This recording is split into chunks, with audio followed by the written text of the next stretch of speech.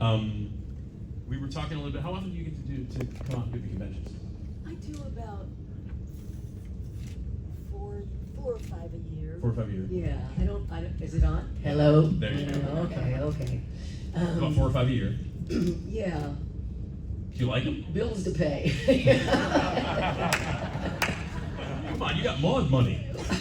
$1.68, 58 When those cents. checks come in, Yeah. if you guys are actors out there, you know what I'm talking about. Get those residual checks. It's not even worth cashing. Costs more to cash them. Sometimes. But you like me. You're so great with the fans, Adrienne. I mean, you're so great with it, right? Isn't it? I mean, I've been doing this a long time, and you're one of the nicest celebrities that interacts with the fans I've ever seen. Oh, thank you. I several years ago, I did a convention with, my God, who played, oh my God. There's everybody in here knows who you're talking about, I guarantee. 3 names, La Bamba. Lou Diamond Phillips. Lou Diamond Phillips. And I think it was Lou's first time, and we were all sitting in the green room, and he said, you know, it's so gratifying to talk to people. And I had never thought of that word before, but there's such a, and it's happened more and more as the years have gone by, because a lot of the people who were watching Maude or watching Catwoman or anything are now of an age where they're coming to the conventions, and as actors we don't, you know, we show up and we do our job and we go away, and never ever, were it not for hearing people talk, realize how sometimes we have a positive impact on people. And I had a fellow come up to me, well, this wasn't at a con, my kids were playing soccer and he was at the soccer game, and he came up and he said, you saved my life. He said, did you play Mrs., and I can't remember the character's name, on the Wayans Brothers? And I said, yeah. And he said, you saved my life. And it turned out that this fellow had been in an auto accident. They thought he wasn't gonna make it. He was in the hospital, but you know, he was just on the edge. And he was a huge fan of the Wayans Brothers. And he just said to himself, you have to stay here long enough for 2 o'clock to come along and the Wayans Brothers to come along. And that was the episode that I was on. And he made it through and he started to recover. Now, that was his impression of it, you know, but so that's one of the reasons I love to be here. Yes, it's amazing how that kind of thing, you know, like films or television or media or pop culture affects people so much. Yeah, and we don't recognize it as doing it, you know, it's a job and we're trying to do our best we can. But then when you hear stories about, I've had many people come up and say, you know, and especially young women in the 70s who were watching Maude say, you know, that character taught me how to be an independent woman at a time when it was just beginning. And so it's not me, it's the character. Yeah, that's you. Anyway, I took us far afield. No, you didn't. What do you want to ask? Oh, I know. No. So, well, you mentioned Maude, but I want to go back. Because you told a fantastic story on my podcast that I just want to mention. No, I'll remind you. Which one? Which one? You have so many that are awesome, and I mean that. No, but you were talking about how you ended up, when you had Maude, you'd never worked in television. You were only a stage actress at that point. And you are the original Rizzo in Grease on Broadway. And we talked a little bit about that. And I wanted you to talk about Grease and how a lot of people think immediately when you think of Grease, you think John Travolta, you think Olivia Newton-John, big hit, smash hit. But when that show opened, there's a Chicago connection to that show too. Yes, it started here at what was it? Oh, I should have read my book. What was the name of it? I should have read it was some underground. Yeah, a small theater company here in Chicago. Yeah, I got you. It's all right. All right, because there's so many of them. Train station, wasn't it? Does anybody know? Is anybody here from Chicago? We're all from Chicago. Yeah. Well, anyway. No, yeah, I understand. I got you. I understand. So, oh wait, now Remains? Was it Remains? No, it wasn't Remains. No. Okay. Anyway. No, we're done. Anyway, but it started here in Chicago. I brought the damn thing Yes, up. It's yes. my fault. All right. So, so it started in Chicago, and it becomes this. It goes to Broadway, and you were in the original Broadway one. But a lot of people immediately think, oh, smash hit, and they made a movie out of it, millions. Everybody knows it's iconic. All the songs, everybody. But it didn't start out that way. No. So can you talk a little bit about Grease and how it started? And We got bad reviews. We got the television, the newspaper reviews, and in those days, if the New York Times gave you a bad review, it was pretty much, that was the end of it. You were going to close the next day. And Clive Barnes from the New York Times did not get it at all. He didn't understand why it was called Grease. He thought it had something to do with the, I don't know, it was just, but, and I remember, I think it was Walter Bobby, I don't think it was Barry Bostwick, but one of the actors being backstage almost in tears saying, I cannot have another flop. I cannot have another show that closes, But there was a news reporter whose name was Richard Watt, I believe, who wrote for the Daily News. He gave us a good review. There was another news reporter whose name was something Watts, Douglas Watts, who wrote for the Post, the New York Post. He gave us a scathing review. The producers waited until 5 o'clock the day after the show opened, and they took an ad in the New York Post, and they ran the review from the Daily News with the guy's name was almost the same. There was one S missing, so that it looked like the New York Post gave us a great review. and so they kept us going. that's amazing. And they also saw, it was all for the producers because they thought word of mouth was building already from the previews. Yeah. And so they went out and raised more money. They gave all of the actors the opportunity to buy a share in the show And for $1,000, and Barry Bostwick and I were going to split $1,000, but I only had $500 in my bank account, and that was my emergency medical, medical, and I thought, oh, I can't do this, I need this money. So neither one of us invested, and that's why I do the convention.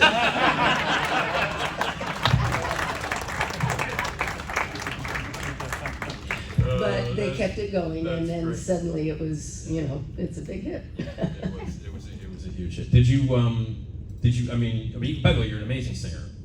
Oh, thank you. Say that you're a fantastic singer.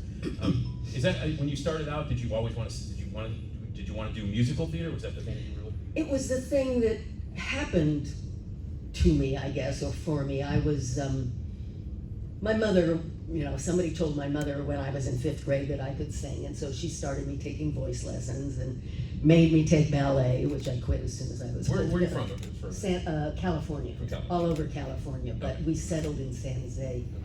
And when I was about 15, I was working in a beauty salon, cleaning up hair and making appointments and everything. And one of the board of directors members from the San Jose Light Opera, which was it was a community theater, but it was a multi-million-dollar organization, was one of the clients, and we just started talking. I said, oh, what are you doing? And she said, oh, we're doing The King and I. And my boss said, oh, Adrienne sings, you ought to go and audition for that. And so I did, and they hired me to play Tup Tim, and suddenly I was working on stage in a musical comedy. And that I continued to work for the San Jose Light Opera, and then a week after I graduated high school, we had applied to the U.S. State Department, and we had a musical comedy review under the auspices of the San Jose Light Opera, and they chose us to go to what in those days was called the Orient. It's now Southeast Asia. Right. And we entertained the armed forces for 3 months. I was 18 years old. my first paying job, $7 a day. And we were right on the DMZ when they were firing at us on the anniversary of the ceasefire, the 10-year. And it was an incredible experience. So that sort of started me in musical comedy. And anything else besides Grease on Broadway?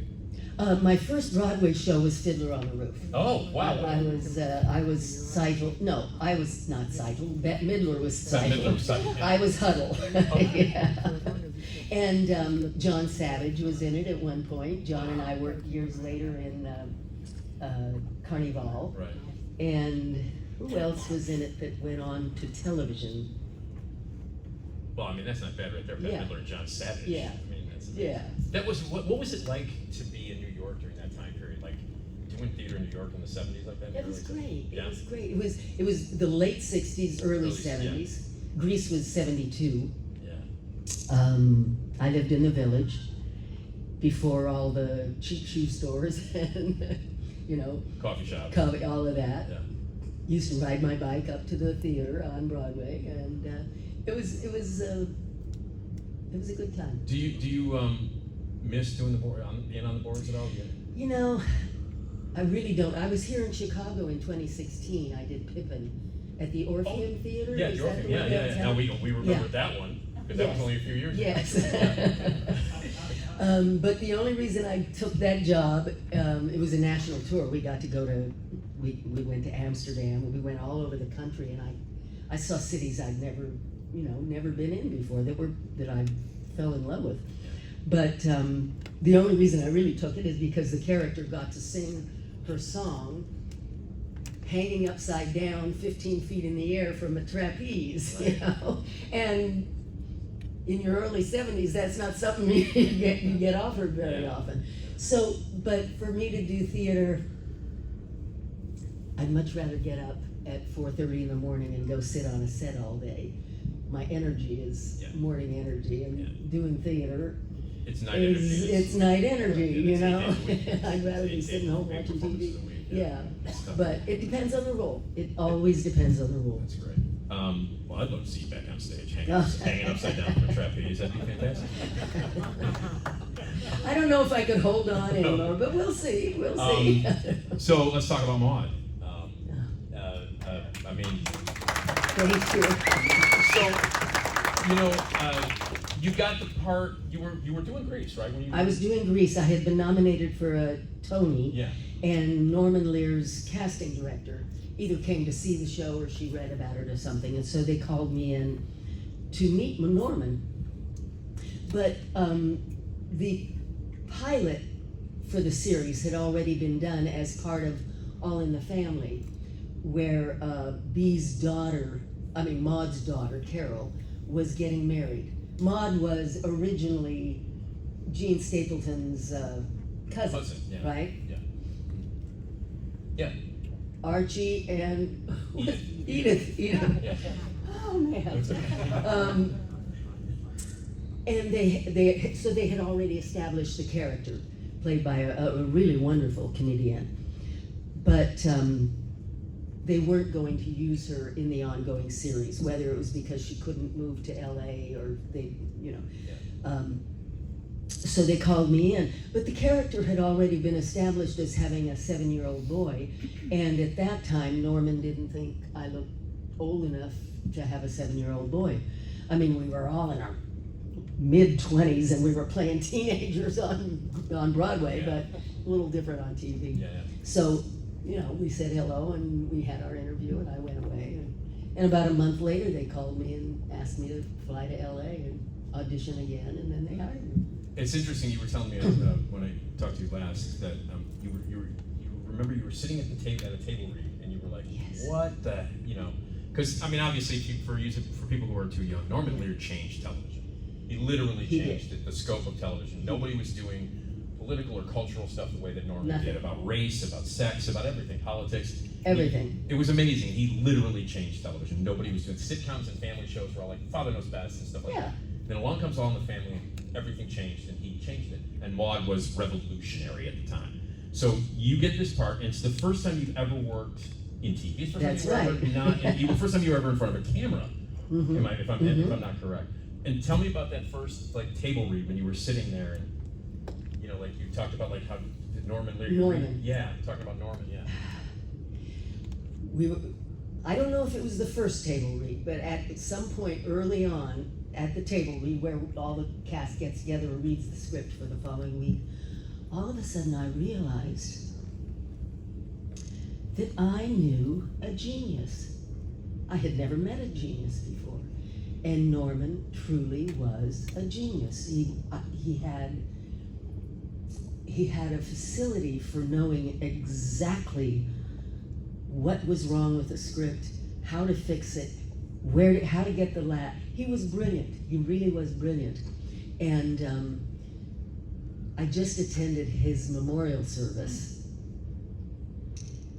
and learned a lot more about him. And there is I don't know if it's called Masters of the, there was a documentary that was made about Norman. Yeah, American Masters. American Masters, yeah. about 5 or 7 years ago. Yep. And it wasn't so much that he affected all of us with his television work, but then he went on to found People for the United Way and all of that. And at the memorial service, I think it was Judd Apatow who got up to speak, and in the middle of what he was saying, he said, and he was rich, he was really rich. No, nobody here has talked about how rich he was. But did he take his money and build a spaceship to go, No. Did he take his money and build an ugly-looking SUV? No. He took his money and bought the Declaration of Independence.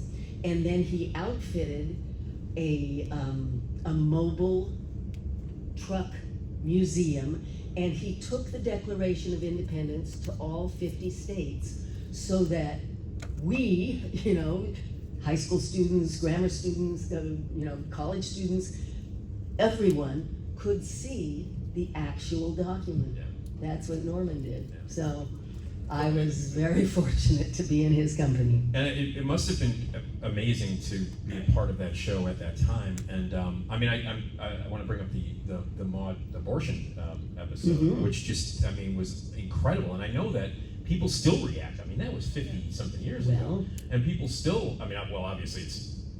Yeah. I don't want to talk about that, but what's going on now? But it's incredible when you watch that now. It holds up. What was it like? When there were landmark episodes like that on Maud, what was it like for the actors for them? We shot the first episode. We started filming in July of 72, and we didn't go on the air until September. We shot the first episode in that period between July and September, and they told us that if we didn't have sky-high ratings, we were not going to be shooting the second episode, and it was never going to be seen. But the show was a huge success, and so both episodes ended up airing. In maybe 100, I don't remember the numbers now, but there were at least 100 networks across the country, or studios across the country, networks that did not show it. It was very controversial. Yeah. B got a lot of, I didn't realize it at the time, a lot of hate mail, Yeah. really vicious, nasty hate mail. Yeah. And, but we were very proud of it. Yeah. Because what the facility that Norman had with all of our scripts was to present a controversial subject, or a subject that people had differing views on, but he presented it in such a witty manner that it just made you laugh. Maybe it made you think. He wasn't hitting you over the head with one philosophy or another. Obviously he was liberal, but he wasn't saying, you gotta do this or you gotta believe that. Yeah. Just, hopefully made you think, but mostly made you entertained and made you come back and watch more. It's gotta be. It's amazing that your first television show was that one. Yes. That's unbelievable. Okay, but that television show led you to other things. But there was this TV movie that you did with this guy. Oh. it was called Someone's Watching. Someone's Watching Me. And Lauren Hutton was in it. Some dude directed it. I don't know this guy.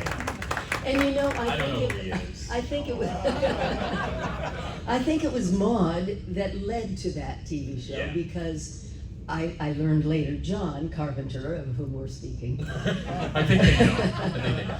was a big Howard Hawks fan, and he always talked about the Howard Hawksian woman as portrayed by Lauren Bacall and Kate Hepburn. And I believe that John, in watching Maude, saw me as Carol and thought, this woman could play, you know, sort of the same kind of thing. She can play comedy, but she's strong, and blah, blah, blah, blah, blah, blah. So he called me in for an interview. Yeah. And first time I'd ever met him, my agents called and said, oh, this director wants to meet you. He's got a blah, blah, blah. He's done a couple of movies, and he's just getting started, but, you know, go in and meet him. Yeah. So I went in, and I could barely see him through the cigarette smoke. By the way, let me just say this. We've done a couple of panels now this weekend that involve John. And so everybody mentions his smoking. He has stopped. Yes, he has. He has stopped. But I could barely see him, but I thought, ooh, he's rather nice looking. And this show, the film that we were doing, Someone's Watching Me, my character was gay. And she had a scene in which she divulges that she's gay. And it was very well written. It was very subtle and you know. And John said to me, well, you know, if we start talking about the scene, he said, if I'm going to tell my friends about myself, you know, blah, blah, blah, I thought this was the way I was going to do it. And I thought, oh, shoot, he's gay. Chalk that up, you know.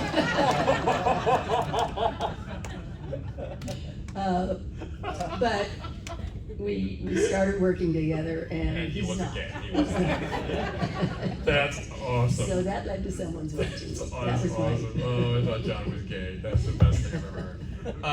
Okay, so I'm going to tell one more John Carpenter. Oh, please. Story. Is Please. this going to end up on YouTube or Oh, something? it's already. You're screwed. Okay. Yeah, you're done. He's going to be calling you very. Your phone's going to ring in a minute.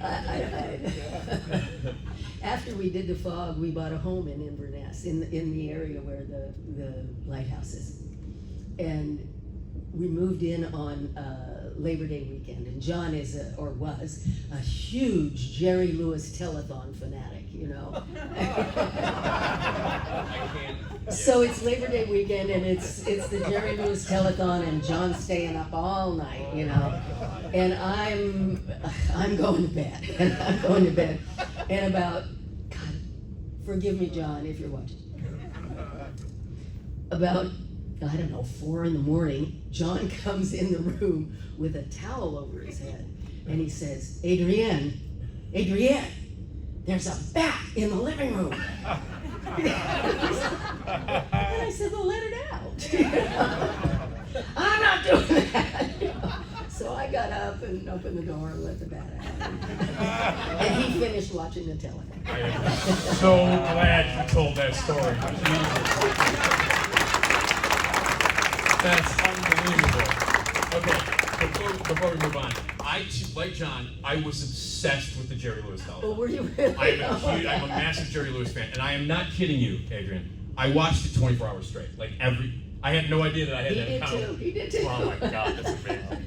I did never have a bat in my house. Did you donate? Of course I did. Okay. Of course I did. Yeah, but I love Jerry Lewis. But anyway, that's amazing. I didn't know that. So that's a Scared by a John bat. story. The guy who directed Halloween was scared by a bat. That's amazing. Okay, you mentioned The Fog. The Fog was the first theatrical film that you worked with John on. And then it was followed by Escape from New York.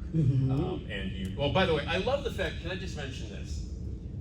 That Joe Polis had to drop out from being a part of the John Carpenter's The Thing reunion. He wasn't able to make it. And so for the photo ops, Adrienne was very kind enough. I'm sure you got. How many people got photo ops for the For group? the thing. For the thing. And were you thinking like, what the hell is Adrienne Barbeau doing here? And you probably understand what. Can you explain what? Well, first of all, it was so nice of you to step in Well, and do that. thank you for inviting me. No, and do the photo op. You know, Yeah. I mean, it's just so cool. But I think a lot of people are like, oh, bonus, because they might not know what your connection. Besides the fact that you were married to the guy at the time you made it. Tell everybody your part in the thing. And. Checkmate. Checkmate. The computer was. Yeah, computer went. But it was so cool. Like Polis drops out, and you're like, yeah, I'll do the photo op.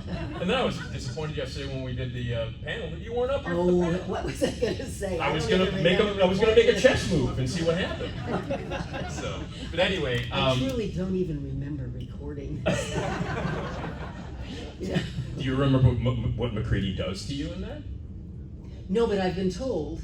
He pours J&B. J&B. Yeah, And he the pours only J&B. reason I know it was J&B is somebody came to the photo shoot with a bottle of Right, J&B. I'll tell you, there were many times I've seen the thing, and I've gone to midnight shows and stuff like that. And we were at I saw it at the Music Box, there's a theater in Chicago. There was a bar next door, and we had J&B before, just before.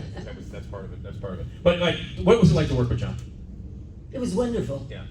I mean, fortunately, I knew him as a director before I knew him. Yeah. As a friend. He's wonderful. I mean, and in fact, John gave me a piece of acting advice that nobody had ever given me before that I carried with me until I met George, and then George undid it completely. But we did the scene, telling Lauren that I'm gay. Yeah. And John came, and up until that point, I had only done musical comedy on stage and television.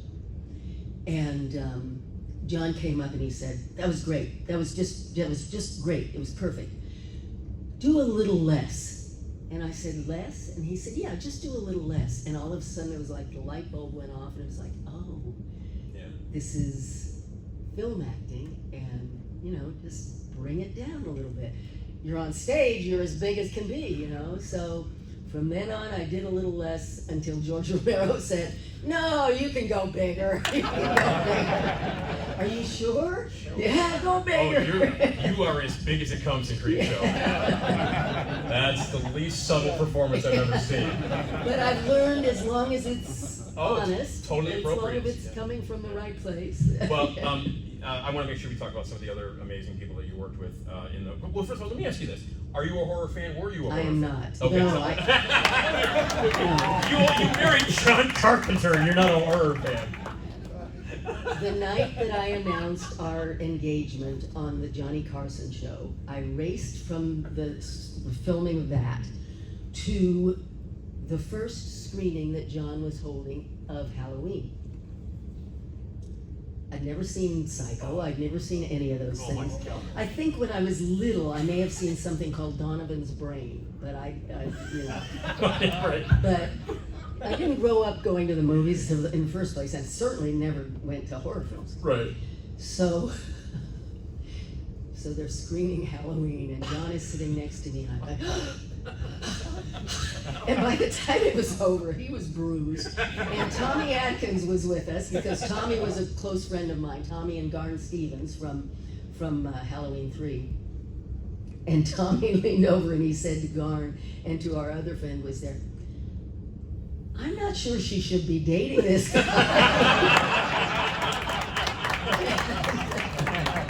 And I've never seen Halloween since. And I only watched Halloween 3 because Garn, we just lost Garn a year ago, and I was putting together a video clip for her memorial service. So I sped through until I got to You still don't watch horror? No. The only time I watch it now, I do video captioning for the blind. I'm describing what's going on screen in between the dialogue for television shows and PBS shows, Nova and all of that, and I get a lot of the Blumhouse. Yeah. They asked me to do Blumhouse, so I have to watch 3 Nights at Freddy's or whatever, 5 Nights at Freddy's, or So do you have the Red Room, or no, something about a telephone, the black phone. The black phone. Ethan Hawke, yeah. You know, but I'm reading my dialogue, so I'm not really seeing what's on the screen. But are you like, he is now being eviscerated? Do you have to do stuff like that? It's mostly what's the character from SEAL Team? Jason. Yeah. Jason looks at him with a furrowed brow. There's a lot of furrowed brows. But yeah, I'm describing what's going on screen. You know, the perp picks up the gun, or she falls on the floor and blood's coming out of her head.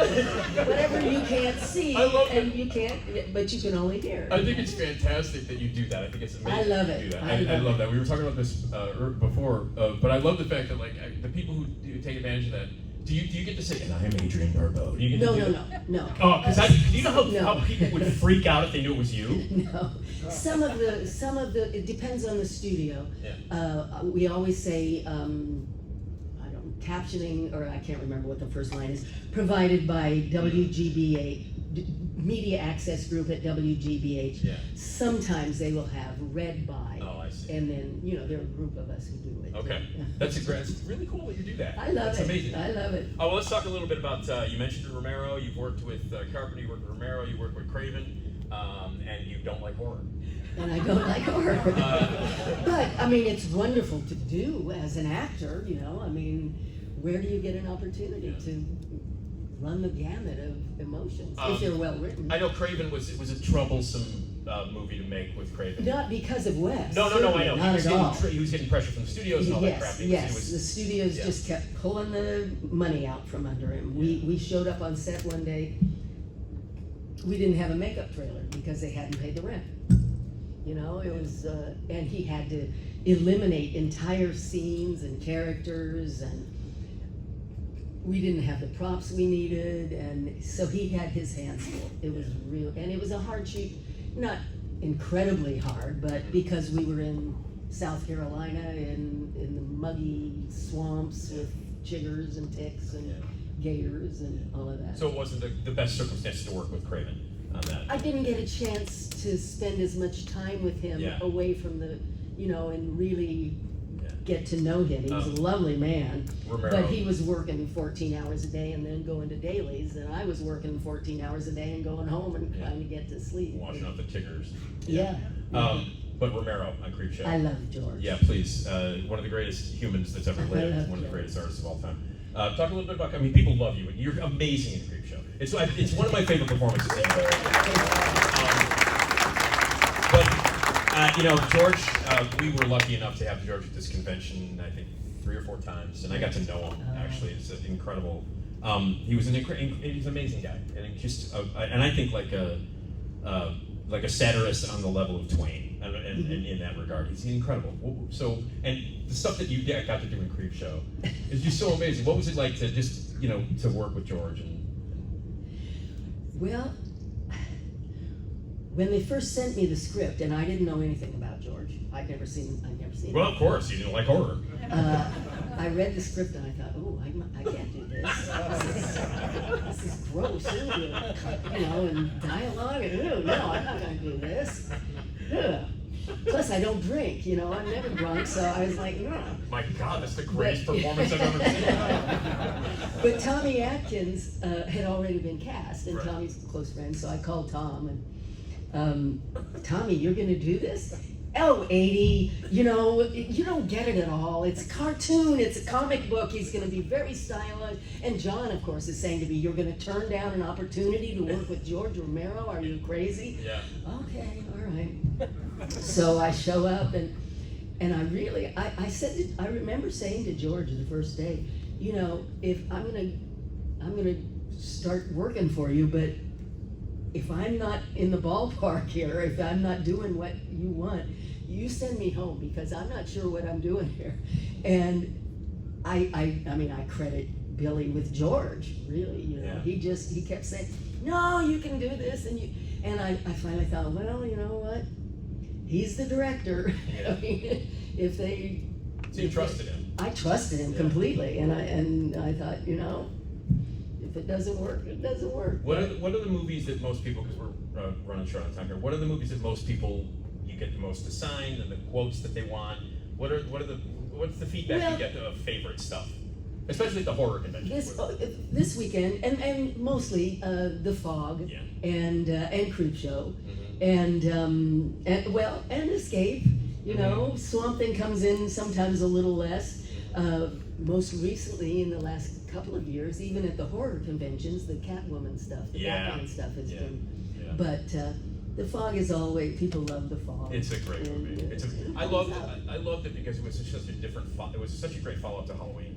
Because Halloween is relentless, and The Fog is like this beautiful ghost story, and stylistically different. But what I always, the only film of John's that I've seen other than mine, is Starman, and I really love Starman. I really love Starman. Yeah, I mean Jeff Bridges. Yeah. Really quickly, I just want to mention, congratulations on your ex-husband and your son. Oh. And their unbelievable music career. Yes. I saw John and Cody and the band 4 times. I've seen them live 4 times, and it's incredible. If you've never seen John live, it's unbelievable. And Cody, your son. It was great. What's it like to just see that, to see your son up there just kicking ass on stage? I mean, not so much because I've seen Cody kick ass by himself, but to see the two of them working together, and John looking to Cody, because Cody was sort of leading the band in some ways. Yeah. And Cody looking, it was just, as a mom. Really quickly before we get out of here, you told me a story that I think you should share with everybody about, you were told to come and see a rehearsal or to see a show. Okay. And you were like, I don't know if I want to go. Well, I said to Cody, is your dad going to be singing? Are they doing any of the Coupe de Ville stuff? No. I said, oh God, an hour and a half of electronic music. I'm going to blow my brains out. But I didn't know they were going to have the movie on screen. It's so exciting. Yeah. You can see they've got a lot of the performances because they traveled the world. Yeah. And I think a lot of the performances are on YouTube or something. God, it was exciting. I was blown away. It's something to see, like those two up there. But I love that you were like, oh God, I don't want to see I really wasn't. I think they're planning, hopefully, maybe in not this September, but maybe next September, they might be doing another. If you haven't seen Carpenter doing the music with the band and his son with the screen behind it, it's unbelievable. It's unbelievable. It's a great concert. What's next for you? What's next for me? I just finished a film for Tubi, which I just started airing. I have one friend who said, I really liked your performance, and I thought, oh God, what does that mean about the show? But I just finished that. I think I'm going to be adapting myself. I had done an adaptation of my second vampire novel, Love Bites, with Harrison Smith. Yeah. And after several years, we had to deal with the strike and everything else. It feels like I want to get back to the original novel and do another adaptation for maybe to try and get it as a series. Right. And got a couple of films that are making the festival circuit. But you know what, I'm going to mention one thing because they just released it. It's an old film. Okay. Mike Mendez. What's the one he did about the spider? Big freaking spider? Yeah, big freaking spider. Yeah, big freaking spider. That's Mike Mendez. Yeah, whatever. Whatever. Yeah. Mike and I did this film back in the early 2000s, I think, called The Convent. And they've just released, do you know The Convent? Well, they've just released it on 4K, Blu-ray or whatever that is, and it's really worth watching. It is, it's good. Very funny. Oh, yeah. It's a horror film, but it's very funny. Yeah. I have a film making the festival circuit that'll probably end up streaming called Oddities. It's a short film. Okay. And another one that's not a horror film at all, called Early Retirement. Okay. And it sounds like a horror film. No, it's actually a young gay man whose father is from Egypt, and whose father is having trouble dealing with his relationship with his boyfriend and all of that. But it's won a lot of awards, and so. And the website is abarbeau.com. Oh, thank you. If you want to check it out. And It's I'm on A- Instagram. I don't. My Instagram posts go to Facebook, but I don't deal Right. with Facebook. But I'm on Instagram as. Right. You can't be on X because you Adrienne. totally trashed the guy at the beginning of this interview. You can't be on X anymore. Oh, I got off of that. I know you years did. ago. I got off of I that know you years did. ago. I I try not to impose my political views. Sometimes I can't keep know. my mouth shut. Do it. Do But it. I'm very proud of myself for posting a picture of Catwoman walking with a skyline behind her, and all I said was, another cat lady on her way to the ballot box. I didn't say what she was supposed to vote for. You're the best. Adrienne, you are unbelievable. You're the best. She's so great. Adrienne Barbeau, everybody.